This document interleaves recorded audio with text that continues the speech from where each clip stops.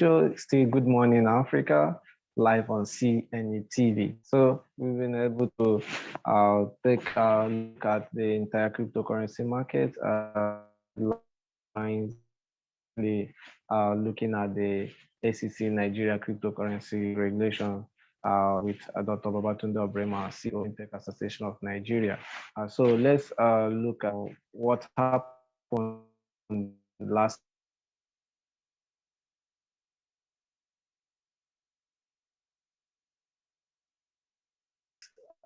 in the sector to leave the shores of Nigeria.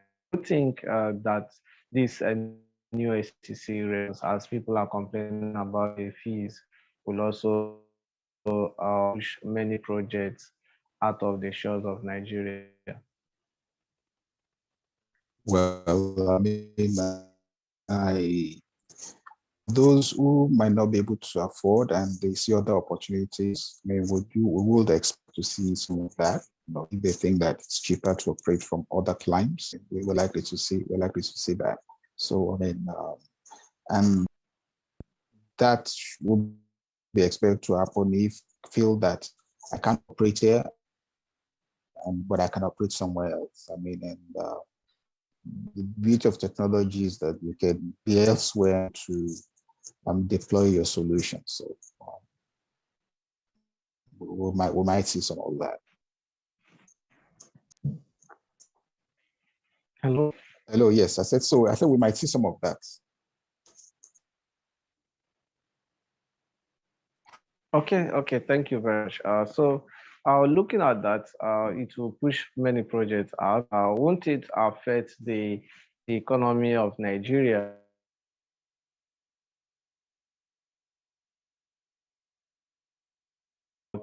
Leaving the shores of Nigeria, looking elsewhere, and this will also strengthen the economies of other nations. Would this affect Nigeria? Well, there is no tool. There will be some effects. I mean, people living and doing businesses elsewhere. But then, if the businesses they're doing, if the core of their customers are still here in Nigeria, you know, I mean, it's I think it will be a form of win-win. I mean, so there will still be business, there will still be people transacting from here, you know, and doing business with them. Just that the tax that they should have paid to the Nigerian government, they probably will be paying to other clients. But then with the way FIRS is going, if they're going to be tracking, and they said they want to track e-transactions, I mean, they might still be able to get some of those taxes here. I don't know, but I think that there's no doubt that the economy will lose some of those, I mean, taxes and from those who are going to operate from other clients. Okay, that's a big challenge, and also having said that, we are looking at the nature of the crypto space and the blockchain space, which makes it borderless. How are they going to handle this? You know, if I see that a project sees that if they can leave Nigeria and also provide services for people who are in Nigeria, that's a good one for them, avoiding the licensing. How are those going to be handled?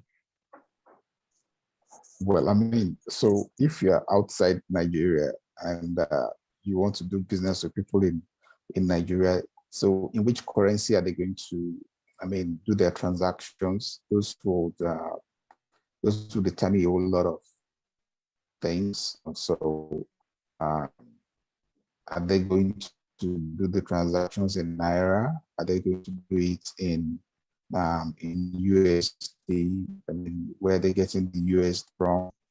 I mean, if the USD is being obtained from the black market, I mean, and that will have impact on the economy. That USD, a lot of Naira going out, what's it called, through other, I mean, through the black market. But obviously, it will have impact on the on the economy. I mean, and if they were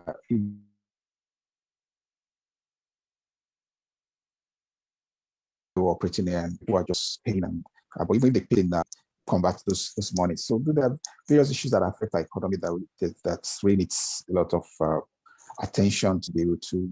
But I think the most important thing is that, I mean, how do we, I mean, back to the fact that where we have these challenges because we don't have enough reserves as a country. So I think that for leadership, regulators, how do we increase exports? How do we increase our reserves so that because the fear is the fact that the regulators don't want to wake up one morning and the reserves are out because there are no controls or regulations. So on it, which is German fear to that. So it's neither here nor there really, but I that well, the people living will affect the economy. There's no doubt about it. But then there are still those who register here, and like I said, if people are registered here, those register will enjoy the benefits of those.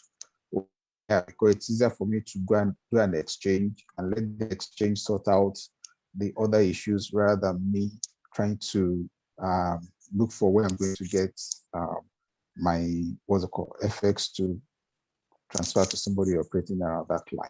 So I guess that those are issues that would sort themselves out with time. Okay, thank you very much for those contributions. It has really been an amazing time out with you live here on Cnetv show, Good Morning Africa. So I just have just few more questions. We draw the curtain on the show. Let's look at, do you have any advice for the crypto space, both the ones that are lamenting, the ones that does not have issues with the new SEC regulation? My advice is that let's look for, the crypto itself, it's a solution instrument, right? So yes. If you're in this space, let's look for solutions. Let's not focus on the problems, but how do we find solutions around those existing problems or those existing challenges that this regulation might seem to have thrown up. And I think that that's my approach. We should be positive about it, and that for us as an association, together with the likes of CBAN and BNUG and CDIN, will continue to engage with the regulators until we can see get to a point where regulators also start to look at some of these clauses in the regulation and the need to amend some of them. Okay, thank you very much. Lastly, what do you have to say for the regulators, both SEC and